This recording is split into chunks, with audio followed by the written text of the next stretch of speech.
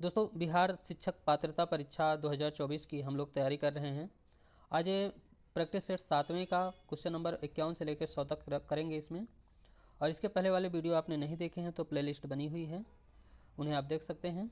तो आज का जो क्वेश्चन है ये सब्जेक्टिव 100 क्वेश्चन जो आते हैं आपके, उसी का हम लोग करवा रहे हैं। तो शुरू करते हैं, देखते हैं कौन कौन से क्वेश्चन लिए गए हैं। पहला क्वेश्चन है, एस आनंद 1990 के दशक के अंत में किस पद पर कार्यरत थे? तो इसका करेक्ट ऑप्शन हो जाएगा भारत के मुख्य न्यायाधीश। भारत के वित्त आयोग के संदर्भ में निम्नलिखित कथनों पर विचार करें।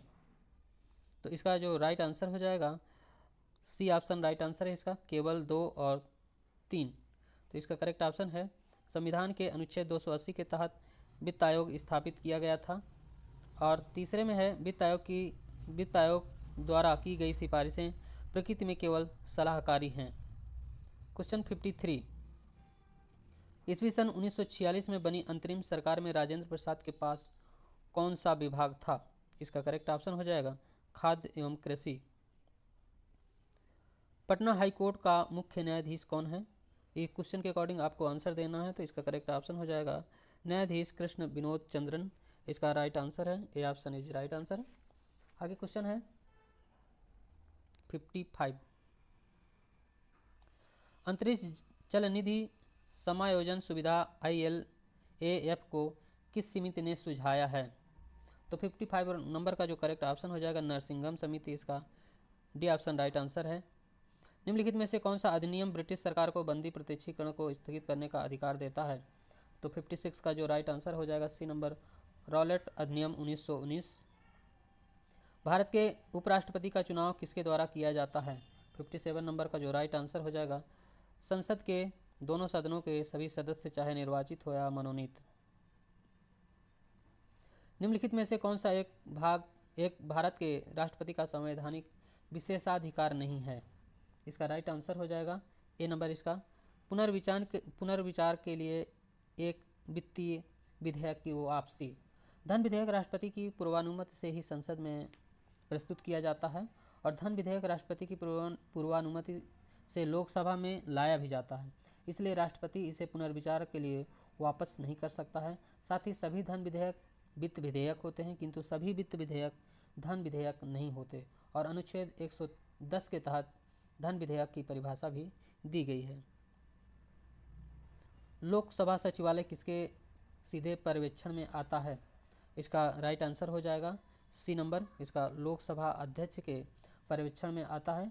और अनुच्छेद 98 में लोकसभा सचिवालय का उल्लेख मिलता है। लोकसभा सचिवालय का प्रशासनिक प्रमुख लोकसभा महासचिव होता है।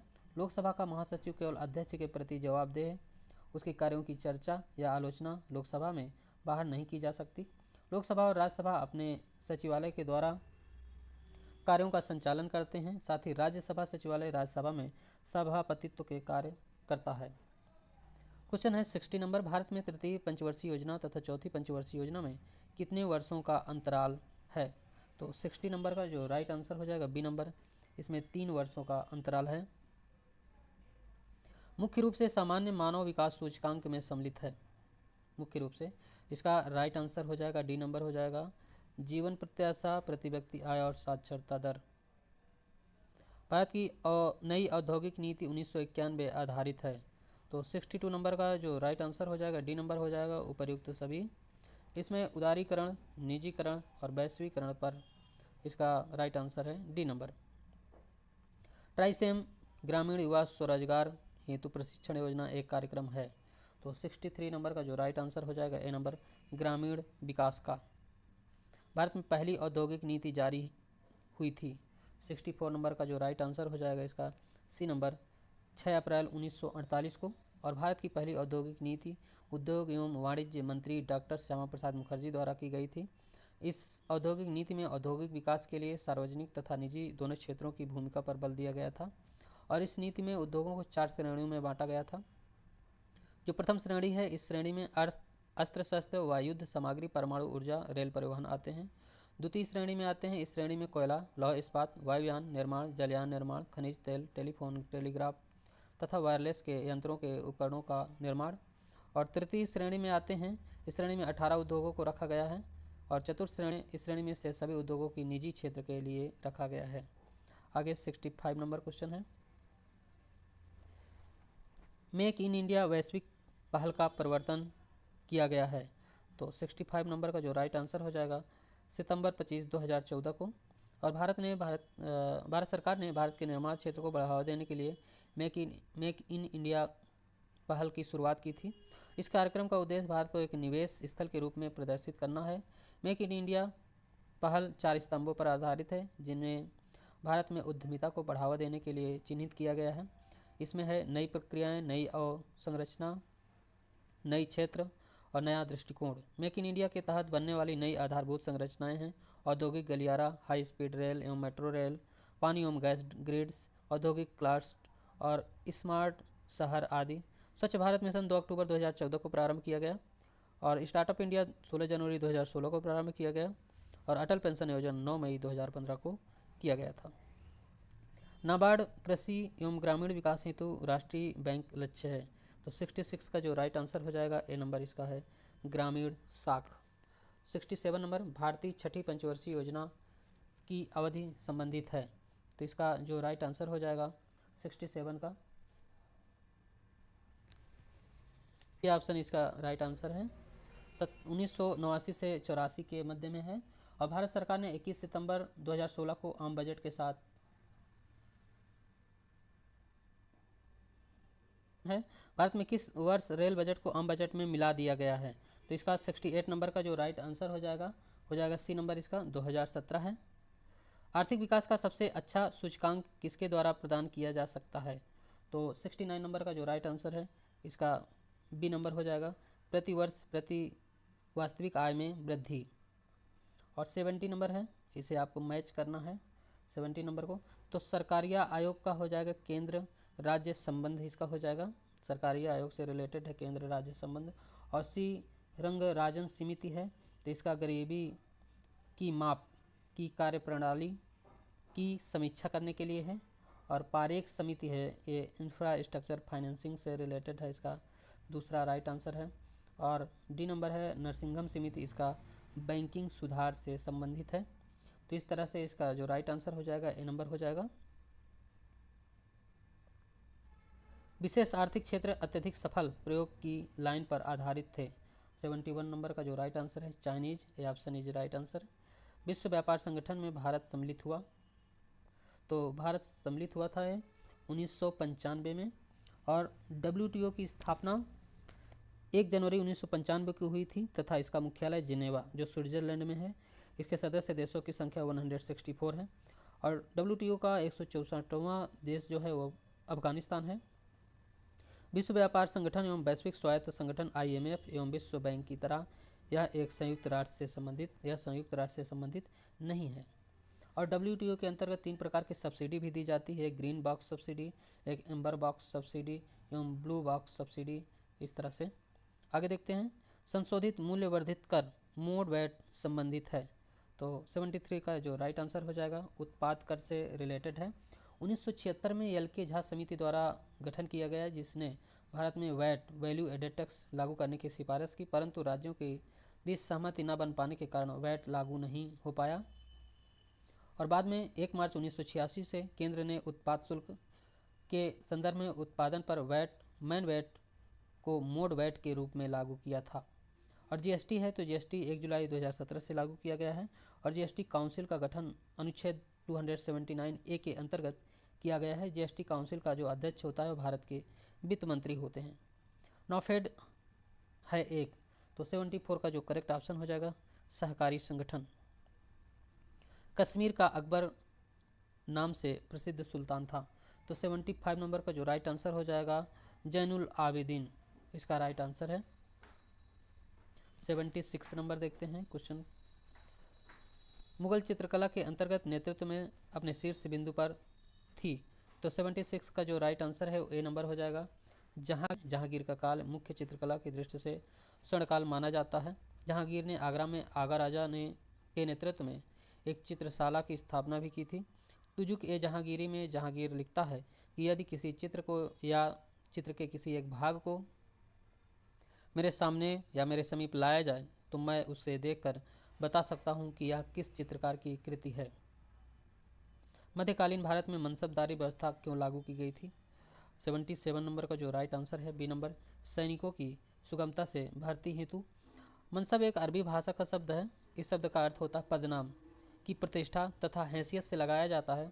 वैसे मनसबदारी व्यवस्था मंगोलों के सैनिक संगठन की दशमलव पद्धति पर आधारित थी और अकबर ने मनसबदारी व्यवस्था को सैन्य व्यवस्था तथा नागरिक प्रशासन को कुशलतापूर्वक संचालन करने के लिए अपनाया था। अष्टप्रधान का गठन किसने किया था? इसका राइट आंसर हो जाएगा डी नंबर, शिवाजी ने किया था। शिवाजी ने प्रशासन में राजा की सहायता हेतु एक मंत्रिपरिषद की स्थापना की थी जिसे अष्टप्रधान कहा जाता था और पेशवा अष्टप्रधान में प्रमुख माने जाते थे। राजा के बाद उसका स्थान दूसरा स्थान पेशवा का ही होता था और अष्टप्रधान की जो भूमिका होती है वो सलाहकार के रूप में होती है, लेकिन जो छत्रपति के अष्टप्रधान थे उनकी सलाह मानने के लिए बाध्य नहीं होते थे। आगे देखते हैं 79 नंबर, दिल्ली के किसी सुल्तान ने सबसे ज़्यादा नहरों का निर्माण किया था?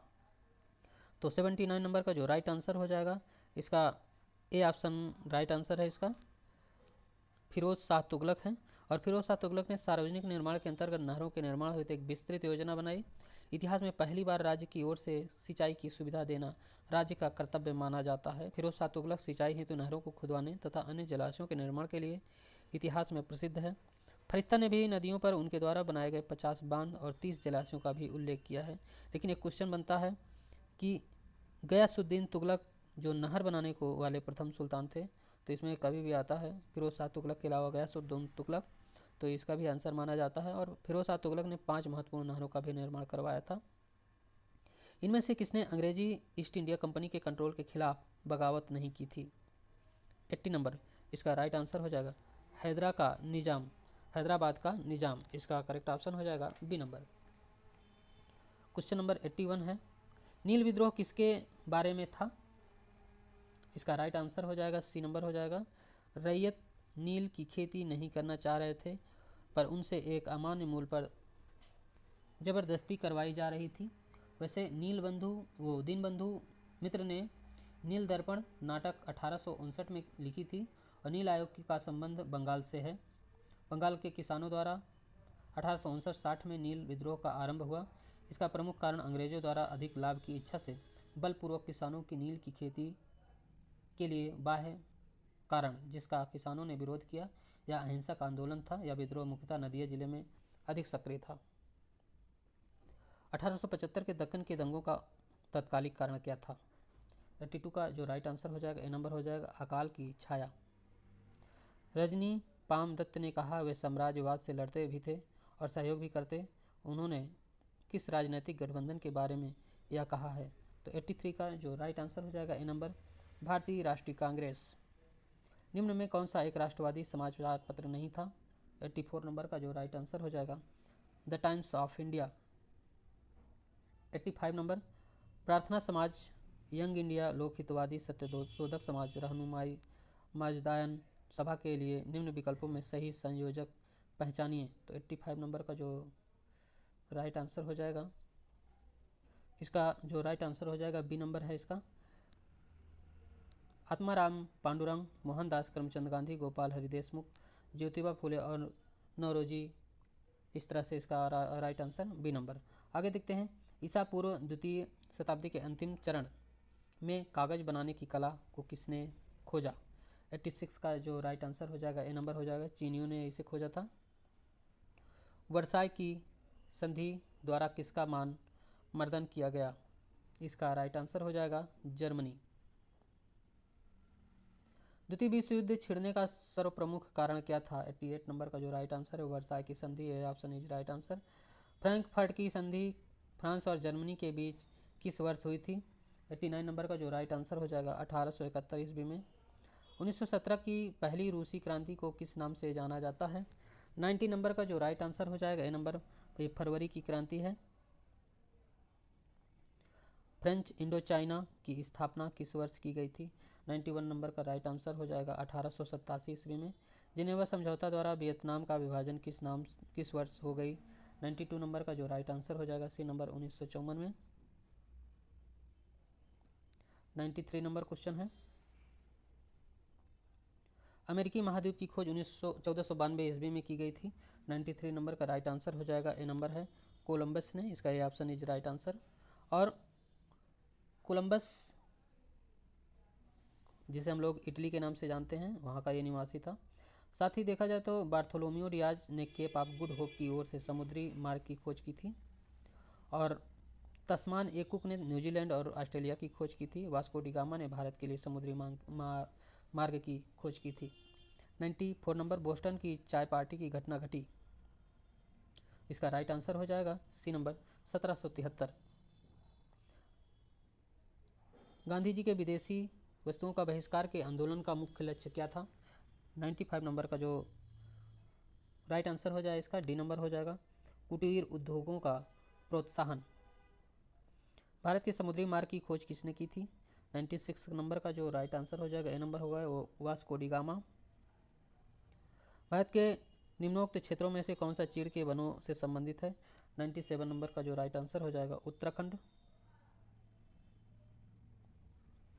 पृथ्वी के वायुमंडल का सर्वाधिक घनत्व तो कहाँ पर होता है? 98 नंबर का जो राइट आंसर हो जाएगा, ए नंबर हो जाएगा क्षोभ मंडल में, जिसे हम लोग ट्रोपोस्फीयर के नाम से भी जानते हैं। रंग भेद की नीति के विरुद्ध आवाज़ उठाने वाले कौन थे? 99 नंबर का जो राइट आंसर है मार्टिन लूथर किंग। उस संसदीय समिति को जो भारत के नियंत्रण एवं महालेखा परीक्षा की रिपोर्ट की समीक्षा करते हैं कहा जाता है? तो इसका 100 नंबर का जो राइट आंसर हो जाएगा लोक लेखा समिति। तो दोस्तों इस तरह से इसका प्रैक्टिस सेट हो गया है, और आगे आपका जो प्रैक्टिस सेट है ये प्रैक्टिस सेट नंबर 8 आपको प्रोवाइड किया जाएगा। इस तरह से पूरा वीडियो देखने के लिए बहुत बहुत धन्यवाद।